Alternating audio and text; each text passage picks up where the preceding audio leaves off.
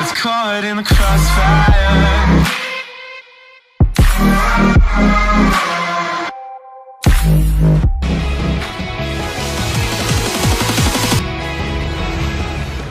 It's 7 a.m. in the East. Good morning to everyone on this Sunday. I'm Kaylee Hartung in for Christy Paul. I'm Victor Blackwell. Happy New Day to you. It's Sunday, February 17th. There's a lot going on. We're going to start with police sources telling CNN new evidence suggests that actor Jussie Smollett may have paid two men to orchestrate an assault against him in Chicago.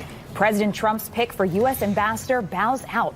Former Fox anchor turned State Department spokeswoman Heather Nauert withdraws as details emerge that her nanny was working illegally in the U.S. And we begin with the developments out of Chicago and the alleged attack on actor Jussie Smollett. The CNN police sources are providing new details about the investigation this morning. Watch.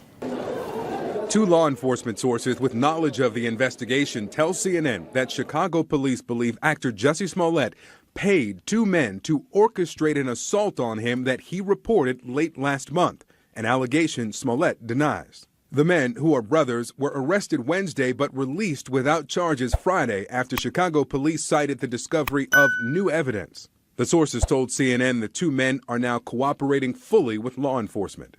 Innocence prevailed, all right? My guys are walking home. They're not charged. They are not suspects in this case. Smollett told authorities he was attacked in late January by two men who were yelling out racial and homophobic slurs. He said one attacker put a rope around his neck and poured an unknown chemical substance on him. I noticed the rope around my neck and I started screaming. And I said, there's a rope around my neck. The sources told CNN there are records that show the two brothers purchased the rope found around Smollett's neck at a hardware store in Chicago. In a statement to CNN, Smollett's attorneys wrote, "As a victim of a hate crime who has cooperated with the police investigation, Jussie Smollett is angered and devastated by recent reports that the perpetrators are individuals he is familiar with. He has now been further victimized by claims attributed to these alleged perpetrators that Jussie played a role in his own attack. Nothing is further from the truth, and anyone claiming otherwise is lying." Smollett claims his attackers referenced President Trump's "Make America Great Again" slogan. And I see the attacker masked, and he said, "This MAGA country punches me right in the face." So I punched his back. And then we started tussling. You know, it was very icy. But he refutes reports that he told police the attackers wore MAGA hats. I didn't need to add anything like that. They called me a They called me a There's no which way you cut it. I don't need some MAGA hat as the cherry on top of some racist sundae. And during the same ABC News interview, he expressed frustration about not being believed. It feels like if I had said it was a Muslim or a Mexican or someone black, I feel like the doubters would have supported me a lot more. And that says a lot about the place that we are in our country right now. So let's talk about this. With us, criminal defense attorney and anchor of Court TV. Congrats on that gig, Yodit Tewolde, and Brian Stelter, CNN chief media correspondent and host of Reliable Sources. Welcome back to both of you. Yodit, let me start with you. If this is true, that Jussie Smollett orchestrated this, that he paid these men, how much legal trouble is he in? Okay, Victor, let me first just say that when this story first broke, many people, including myself, believed that Jussie was assaulted for being black and gay because the violence against queer and trans people of color occurs at alarming rates. Not to mention there's been a steady uptick in the number of hate crimes being reported since 2016, with black people accounting for nearly half of the hate crime victims. So these new developments don't change those facts. But if this was indeed orchestrated by Jussie Smollett, then not only has he made it that much harder for victims of real victims of hate crime, but he is also in legal trouble, because it is a crime for someone to file a false police report, meaning that person knew that no crime was committed when making that report, and that carries some serious jail time. So people lie all the time to authorities without any consequences. So if this indeed, again, was orchestrated by him, I do believe that prosecutors will pursue Jussie Smollett because they want to use him as an example to send a very strong message that lying to authorities carries a serious penalty, and it can't be taken lightly.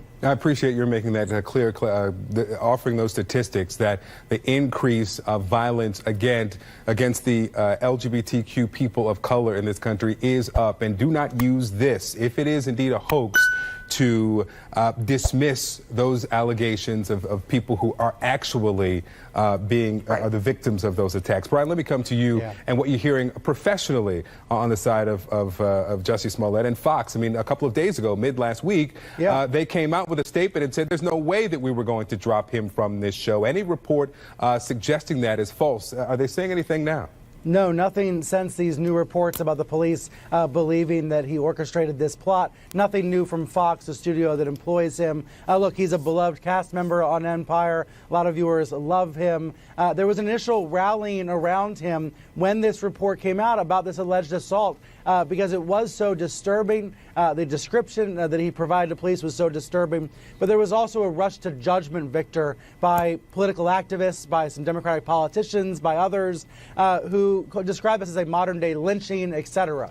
I absolutely understand the impulse to want to support your colleague or to want to support a celebrity who says they've been assaulted in a disturbing way. But it does seem there was a rush to judgment by some people in this case. And now, frankly, the ball is in his court, and we don't know what Jussie Smollett's going to do or say next. Chicago PD told me overnight, quote, "We reached out to Mr. Smollett's attorney after receiving new information from those two men who were brought in for questioning. Quote, we need to speak to him now to corroborate that information and ask him additional questions." So the likelihood of him actually responding, I don't know. He's hired a number of lawyers. It would seem unlikely that he's going to walk right back to the police department and talk to them some more now. But the police are being very clear. They need to speak with him as soon as possible. Let me get Yodit back in on that angle, getting him back in front of police as a criminal defense attorney. If, again, this is all the possibility that he orchestrated this, would you put him back in front of police? Not without attorney being present, not at all. I don't even know when he might have employed these attorneys, given the fact that he gave this GMA interview. I would like to think that if he did, I would have, me personally, would have convinced him not to do it, because I think he made the case that much more stronger for him in terms of, you know, pleading to the public and believing him. But he's going to have to speak to law enforcement now, given the fact that they've said this investigation has taken a different turn after interrogating these two individuals who might have been involved. He's got a lot of questions to answer, but he can certainly not do that without an attorney present. And it doesn't mean that, it doesn't point to guilt. He's preparing himself because, of course, the court of public opinion has a lot to do with police and how this investigation could go. It shouldn't, but it does. And so he's lawyering up. He's being smart. And so I wouldn't let him talk to law enforcement without me being present, no. All right, Yodit Tewolde, Brian Stelter, thank you both. Thank you. Be sure to catch Brian Stelter later this morning on Reliable Sources at 11 Eastern, right here on CNN. And when we come back, now hiring the former Fox News anchor turned State Department spokeswoman Heather Nauert is forced to end her bid to become UN ambassador. Plus, President Trump tells Europe to put more than 800 ISIS prisoners on trial. Otherwise, he's going to let them loose. Also, a dire situation at Haiti's main hospital.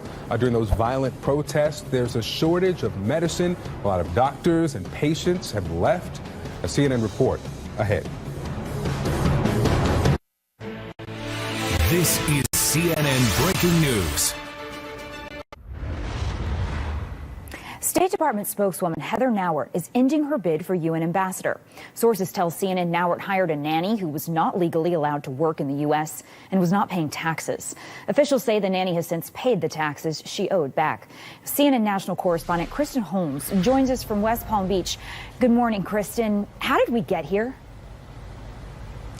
Good morning, Kaylee. Well, this is a bit of a mess, and I am going to walk you through it. Now, back in December, President Trump announced he was going to nominate spokesperson for the State Department, Heather Nauert, to be the next U.S. ambassador to the United Nations to replace Nikki Haley.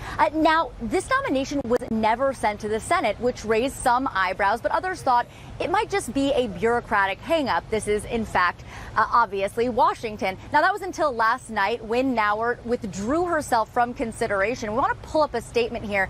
This was issued by the State Department on Nauert's behalf, and she says, the past 2 months have been grueling for my family, and therefore it is in the best interest of my family that I withdraw my name from consideration. And of course, now we have learned about this nanny who was legally in the United States, but not legally allowed to work in the United States and not getting taxes while she was employed, not paying taxes, while she was employed by Nauert. Even though these back taxes have been paid, about the last week, it became apparent that this was going to be a problem for Nauert. While she was at the State Department, they did not know about this, but she did in fact disclose this information through this process. And you asked how we got here. Well, a big question is, how did it get this far? And we've learned that President Trump did not consult his White House team before making this announcement, that Nauert had not been formally vetted by the time that he made this announcement. So that is how that ended up happening so quickly. And what's next for her, sources say that she will not be returning to her post at the State Department.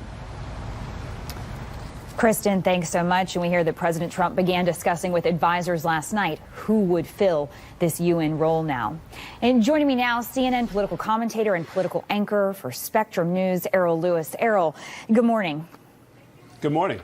And so this case, just the latest in this story of the Trump presidency of a revolving door in his administration. We now know of 6 positions in his cabinet that are unstaffed or filled with an acting head. I'm curious, from your perspective, how difficult does this bigger staffing problem make governing for this administration?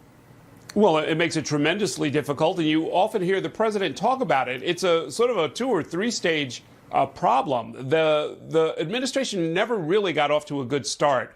You may remember that they got rid of the personnel operation that Chris Christie had put together right at the start of the administration. They kind of never really recovered. Out of about 700 odd positions that require Senate approval, 270 as of last month were still unfilled. You've got to find the people. You've got to vet the people. It is a tremendous undertaking, and this White House, I think, didn't really understand how difficult it would be to sort of take people through all of those background vetting issues before you put the names forward. And then all the way at the top, to make the problems even worse, there are about 10 cabinet level folks who have left. And I don't know if I'd call it a revolving door. I think I'd call it a rush for the exits. You know, when you've got nobody at the top, you've got people who are in an acting capacity, you can't set policy. You're not really taken seriously by the mid and lower levels of the bureaucracy. Members of Congress can't make lasting deals with you. It really does undermine the administration in a fundamental way.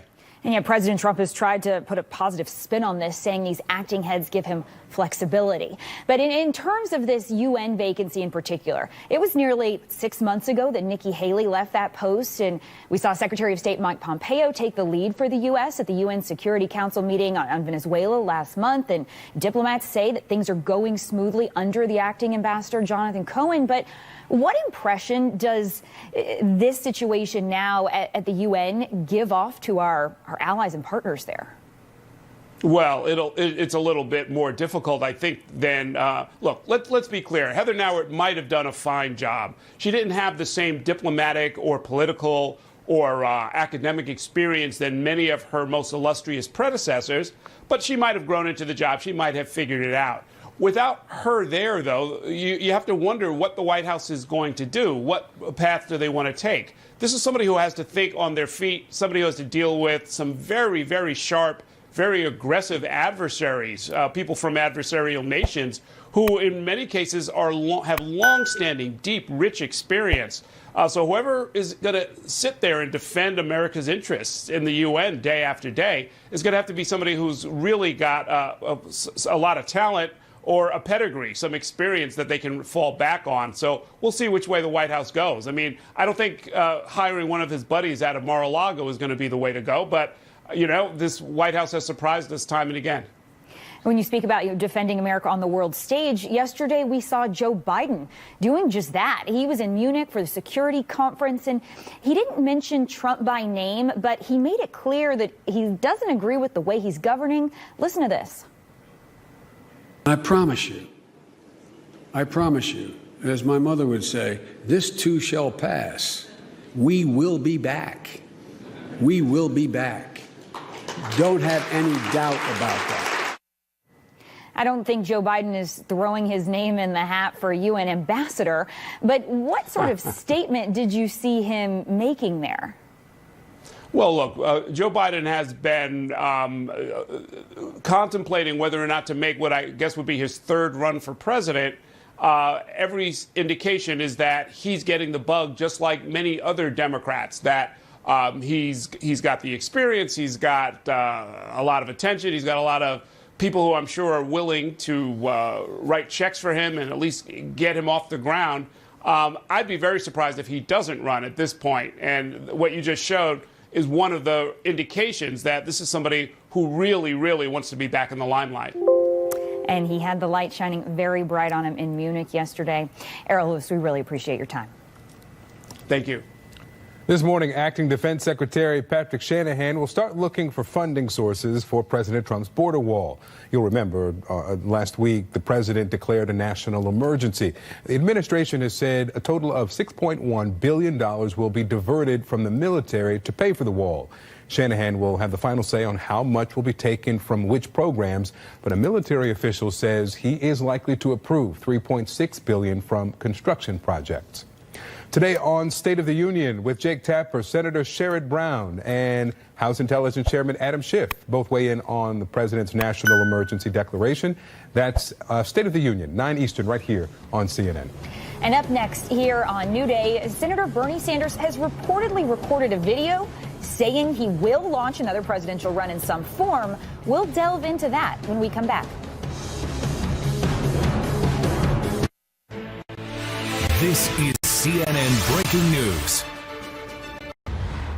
Welcome back on this Sunday morning. I'm Kaylee Hartung in for Christy Paul. I'm Victor Blackwell. Good to be with you. Here we're calling this next story Mike Pence's awkward pregnant pause. Pregnant with twins. The scene is set standing at a podium in a room full of U.S. allies. Again, U.S. allies. The vice president announces a warm greeting from his boss. Watch this reaction. I bring greetings from the 45th President of the United States of America, President Donald Trump.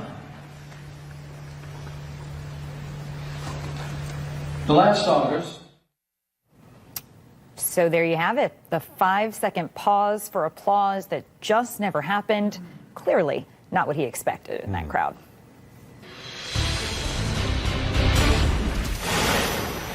So the Democratic presidential candidates are hitting it hard again today. Cory Booker, Tulsi Gabbard, Amy Klobuchar, Elizabeth Warren, they are all over the map talking to potential voters. And here's what they're saying. I am a big believer that you cannot campaign wrong and think you're going to govern right. And so I will not take PAC money in this. I will not take federal lobbyist money. I will not take pharma executive money.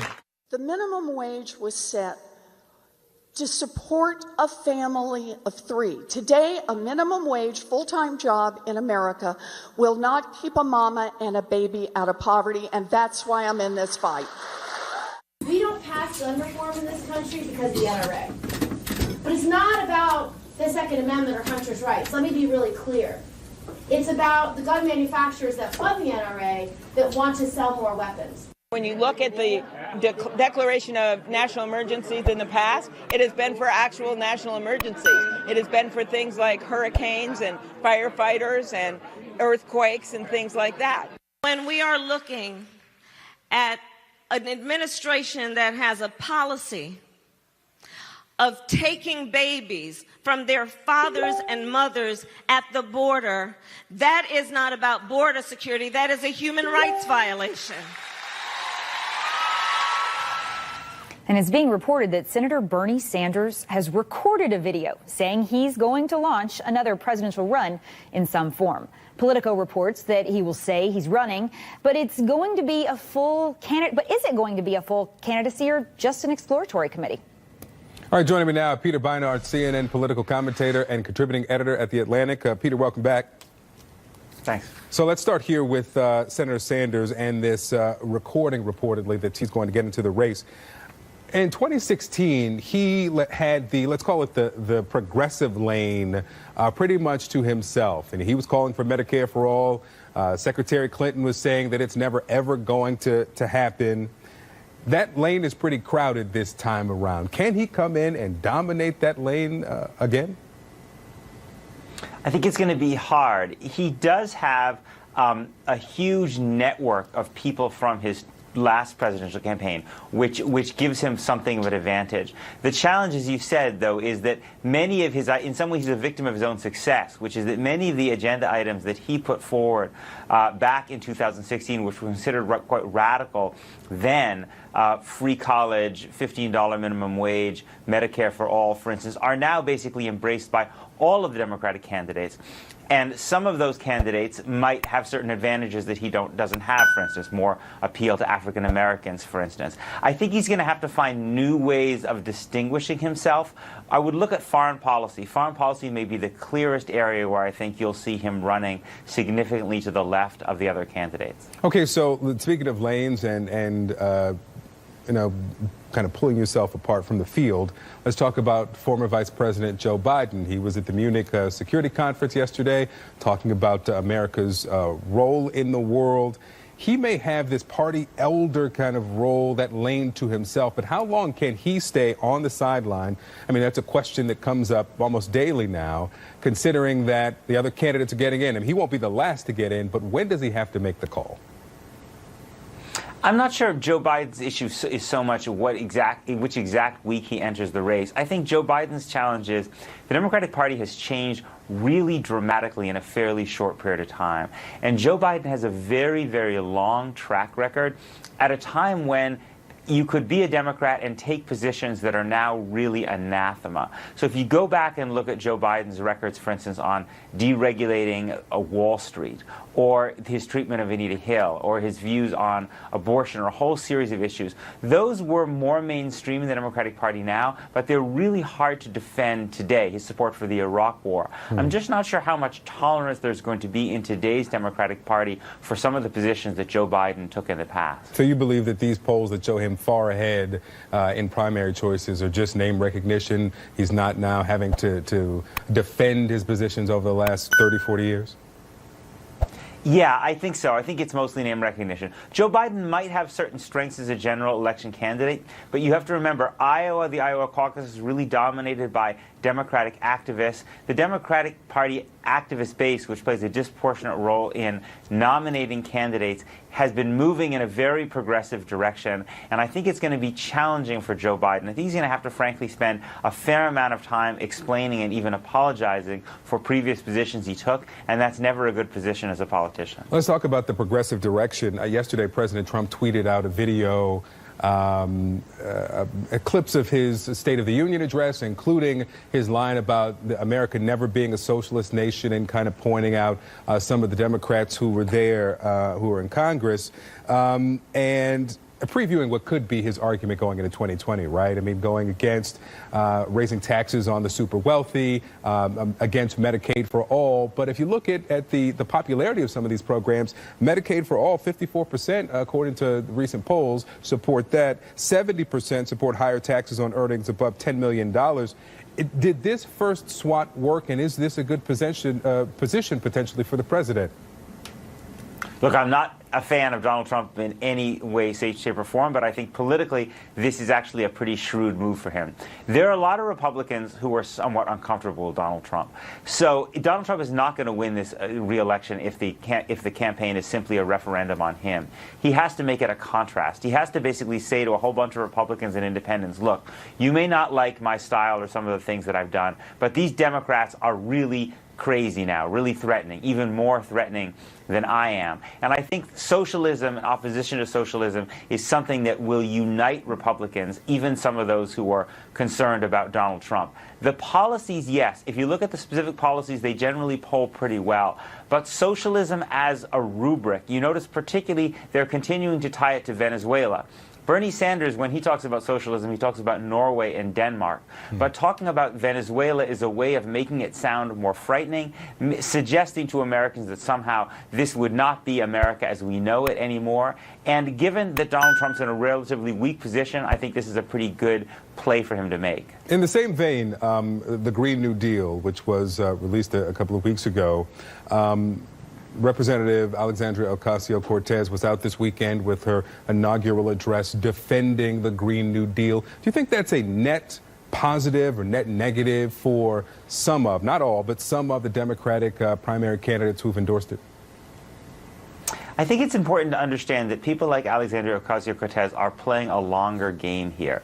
They're trying to fundamentally shift the terms of American political debate and move them substantially to the left, kind of in the way that Ronald Reagan was able to move the entire framework of American political debate to the right. Do they think they will accomplish everything in a Green New Deal? Probably not. There is some political danger in the short term, I think, for Democrats, that these proposals seem too radical and utopian and even threatening to ordinary people. But what Democrats like Ocasio-Cortez are trying to do is to shift the entire structure of the debate to make thinkable policies that in the past, let's say in the Clinton-Obama era, couldn't even be discussed. One more here before we let you go. Former Maryland Congressman John Delaney, who's been, I guess he's been running for a year and a half now for the nomination, got it in July of 2017.